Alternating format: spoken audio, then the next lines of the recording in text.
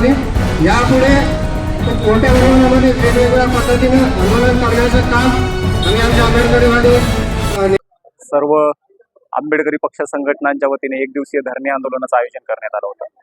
आत्ताच आंदोलनाची सांगता झालेली आहे आणि आमच्या मागण्यांचं जो ड्राफ्ट आहे, निवेदन आहे, ते आम्ही जिल्हाधिकाऱ्यांमार्फत महाराष्ट्राच्या मुख्यमंत्र्याला आणि जे समितीचे जे अध्यक्ष आहेत त्यांना पाठवलेलं आहे।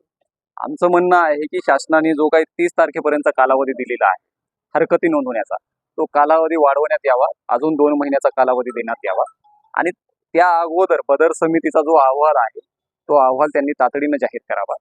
महाराष्ट्राच्या मुख्यमंत्र्यांना आमचं हे सांगणं आहे की त्यांनी ज्या पद्धतीनं जे मनुवादी षडयंत्र वापरून अनुसूचित जातीमध्ये भांडणं लावण्याचं काम करत आहेत, तर त्यांनी हे थांबवणं अत्यंत गरजेचं आहे।